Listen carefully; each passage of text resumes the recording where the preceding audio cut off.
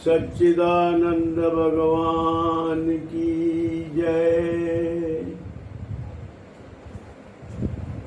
तुलसीदास जी ने रामचरितमानस में लिखा है, बड़े भाग मानुष तन पावा, सुर दुर्लभ सद ग्रंथिन गावा। कि जो मानव शरीर आदमी को प्राप्त हुआ है, हम सबको जो मानव शरीर प्राप्त हुआ है, ये बड़े भाग की बात है। परमात्मा की ये बहुत बड़ी कृपा है कि 84 लाख योनियों में हमको मानव शरीर दिया और हम सीधा चलते हैं। हमारी रीढ़ की हड्डी जो वर्टिकल है, ग्राउंड के पैरेलल नहीं है, हम रेंगते नहीं हैं। हमारी रीढ़ की हड्डी सीधी है। और सबसे बड़ी बात कि हमें कर्म करने की स्वतंत्रता है इस योनि में। इसमें विलक्षणता क्या है? इस योनि में यही विलक्षणता है, यही बड़ा भाग है कि ये एक चौराहा है, इसमें हम किसी तरफ भी जा सकते हैं। तो इस मानव जीवन का लक्ष्य क्या है? सबसे बड़ी प्राप्ति इससे क्या हो सकती है? इससे सबसे बड़ी प्राप्ति ये हो सकती है कि जो हमारे दुखों का कारण है, उस कारण को हम खत्म कर सकते हैं। देखो, एक एक दुख हम खत्म करेंगे तो एक दुख खत्म किया, दूसरा आ गया, उसको खत्म किया, कोई और आ गया। दुख वर्दी बदल के आते ही रहेंगे। परंतु अगर दुख का कारण ही खत्म कर दें तो फिर दुखों का सदा के लिए नाश हो जाता है। दुख का कारण क्या है, इस पर विचार करें। दुख का कारण है अज्ञान। अज्ञान ही इंसान का सदा से ही दुश्मन रहा है। अज्ञान तो अज्ञान पर ही चोट करनी चाहिए, अज्ञान का ही नाश करना चाहिए। अज्ञान का नाश कैसे हो? अज्ञान का नाश होता है ब्रह्म ज्ञान प्राप्त करके आत्म साक्षात कर लेने से अज्ञान का सदा के लिए नाश हो जाता है। क्योंकि सबसे बड़ा अज्ञान क्या है? सबसे बड़ा अज्ञान यही है कि हमने अपने आप को पहचानना नहीं। ये बात कुछ अटपटी लगती है कि हम अपने को पहचानते नहीं, अपने को जानते नहीं। चलो, हम अपने को जानते हैं, पहचानते हैं। उससे भी बड़ी गलती ये है कि हम अपने आप को ठीक नहीं पहचानते। हम जो हैं वैसे हम अपने आप को नहीं जानते। तो हम अपने आप को गलत जानते हैं। जानते तो हैं परंतु ठीक नहीं जानते, गलत जानते हैं। ये गलत जानकारी जो है, ये सभी दुखों का कारण है। गलत जानकारी क्या? गलत जानकारी ये कि जो हम हैं नहीं, वो हम अपने आप को मानते हैं, और जो हम वास्तव में हैं उसकी तरफ हमारा ध्यान ही नहीं, उसको हम जानते ही नहीं। ये है सबसे बड़ी समस्या। और ये समस्या सुलझ जाने से बाकी सारी समस्याएं सुलझ जाती हैं। जब हम जो जैसा है उसको वैसा देखते, जानते, पहचानते हैं, तो इसको बोलते हैं यथार्थ बोध। अभी हमको बोध तो है, लेकिन ये बोध अयथार्थ है, गलत जानकारी है। This is a case of mistaken identity. हम हैं कुछ और अपने आप को समझते हैं कुछ और। हम हैं क्या? हम वो हैं जिसको ये शरीर मिला है। देखो, शरीर को आत्मा नहीं मिली, आत्मा को शरीर मिला है। हम इस शरीर में आए हैं तो पहले भी कहीं थे। अब मैं यहां आके बैठा हूं तो पहले मैं कहीं था, तभी तो आके यहां बैठा हूं। ऐसे ही हम इस शरीर में आए हैं। जब से हमने ये शरीर ओढ़ा है, ये शरीर पहना है, तब से पहले भी हम कहीं थे और ये शरीर को छोड़ने के बाद ये कुछ समय से कुछ समय के लिए तक ही जो है, ये लोन है फ्रॉम मदर अर्थ। ये धरती माँ से हमने लोन पे लिया, लीज पे लिया है, मान लो कुछ समय की लीज के लिए लिया। उसके बाद ये खाली करना पड़ेगा, ये पिंजरा खाली करना पड़ेगा। नोटिस आने शुरू हो जाते हैं 50 साल की उम्र के बाद। कभी आंख कमजोर हो गई, कभी दांत कमजोर हो गए, कभी बाल जो काले थे वो सफेद हो गए। हम अपना इलाज करते रहते हैं उसका, काले बालों को पॉलिश करके, जो सफेद बाल है उसको पॉलिश करके फिर काले कर लेते हैं। आंख कमजोर हो गई, चश्मा चढ़ा लेते हैं। दांत कमजोर हो गई, इम्प्लांट करा लेते हैं दांत। ऐसा करते रहते हैं, लेकिन दुख तो दस्तक देता ही रहता है। ये शरीर तो कमजोर होता ही रहता है। ये जैसे दोपहर के बाद सूर्य ढलना शुरू हो जाता है, उसको कोई रोक नहीं सकता।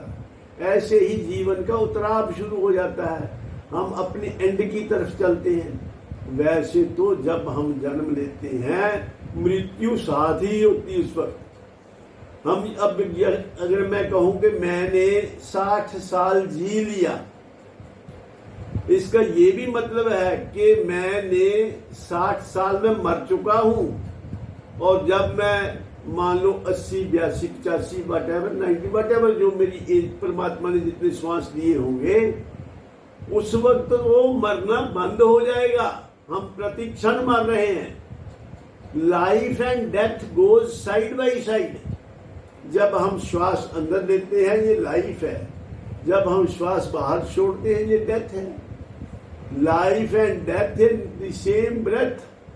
3 श्वास की तो जिंदगी है। जो श्वास अंदर आया, एक श्वास वो जो अंदर आया है श्वास, वो बाहर तो जाएगा। तो ये दूसरा मान लो, तीसरा श्वास वो दोबारा अंदर आएगा कि नहीं, ये परमात्मा जाने। ये हमारे बस की बात नहीं है।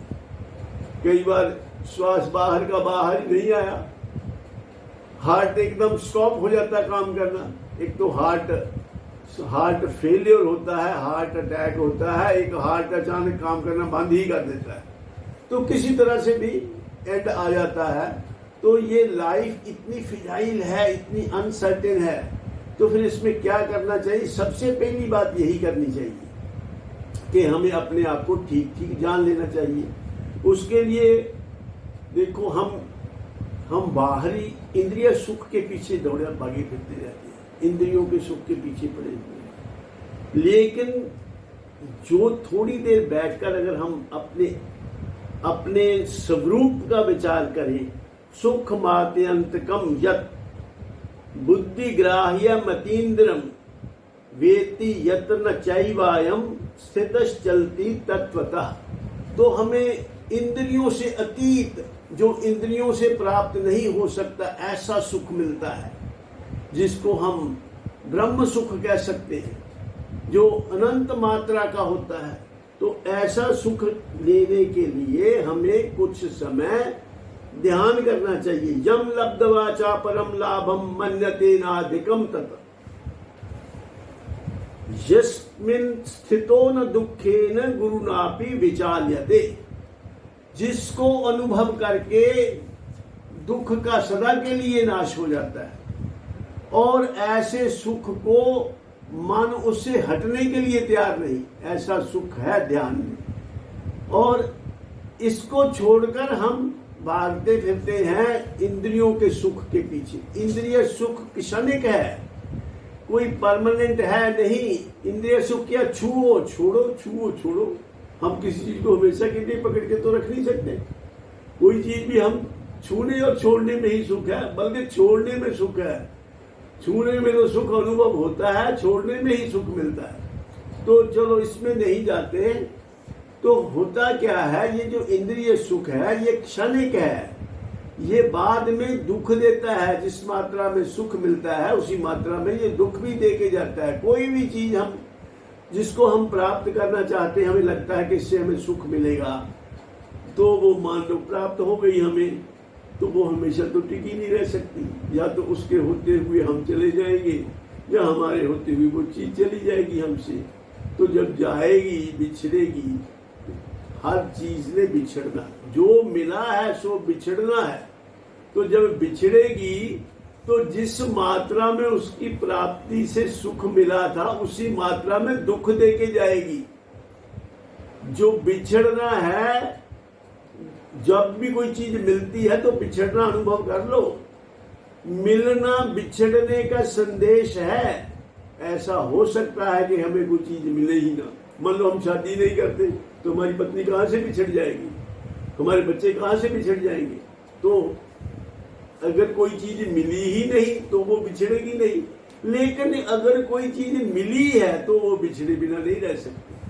तो इसलिए मिलना बिछड़ने का संदेश है। इसलिए किसी भी चीज के साथ ज्यादा अटैचमेंट न रखो। जो गांठ खोलनी ही है उसे पोली पोली बांधो। तो एक तो ये कि इंद्रियों के सुख के पीछे ना भागो। रे मन सोच विचार जरा रे मन सोच विचार जरा विषयों में क्या सुख पावत है। क्षण भंगर ये विषयानंद है, ब्रह्मानंद क्यों नहीं ध्यावत है। धन धाम सदाम न साथ चले, जिनमें मन को भरमावत है। कि सदगुरु जो दिन बीत गया वह लौट के फिर नहीं आवत है। जो ऐसा हमें ये बड़े भाग मानुष तन जो पाया है, हमने उसको पाकर उसका लाभ उठा ले, उसको पाकर ऐसा कुछ कर ले कि फिर दोबारा हमें शरीर ना मिले, क्योंकि शरीर ही सब दुखों का कारण है। जब शरीर नहीं होगा मतलब शरीर ना मिलने का जब हमारा ऐसा बन जाए कि हमारे कोई कर्म बाकी ना रहे, संतुष्ट होकर मरे, तो शरीर नहीं मिलेगा। मीन्स हमारा जन्म नहीं होगा। जन्म नहीं होगा तो फिर ना तो पढ़ाई की चिंता, ना किसी प्रकार की टेंशन, ना शादी, ना बच्चे, ना बुढ़ापा, ना कभी बुखार, ना कभी कुछ। शरीर में कोई दुख नहीं होगा। जब शरीर ही नहीं होगा तो क्या दुख, ना मृत्यु होगी, तो हम सदा के लिए सुखी हो जाएंगे। शरीर ही सब दुखों का कारण है। इसको भगवान ने दुखालय अशाश्वतम कहा है। ये दुखों का घर है और ये क्षण भंगुर है। तो ऐसे शरीर से निजात पाने के लिए ये सुनहरी मौका भगवान ने हमें दिया है। तो हम अपने आप को अगर जानकर आत्म साक्षात करके मरते हैं तब हमें दूसरा जन्म नहीं लेना पड़ेगा। क्षेत्रज्ञ योरेव अंतरम ज्ञान चक्षुषा भूत प्रकृति मोक्षम च ये विदुर जानती थे परम। 13वें अध्याय का लास्ट मंत्र भगवान ने कहा है कि जो क्षेत्र और क्षेत्रज्ञ के शरीर और आत्मा के अंतर को जानकर शरीर छोड़ता है उसको फिर दोबारा जन्म नहीं लेना पड़ता। तो आओ हम सब ये प्रयत्न करें कि हम मुक्ति प्राप्त कर लें।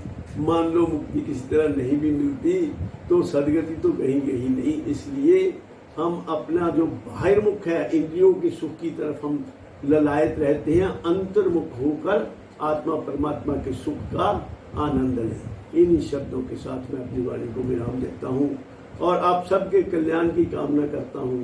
परमात्मा आपको आनंद और शांति प्रदान करे। सर्वे भवन्तु सुखिनः, सर्वे सन्तु निरामयाः, सर्वे भद्राणि पश्यन्तु मा कश्चित् दुःखभाग् भवेत्। ओम शांति शांति शांति।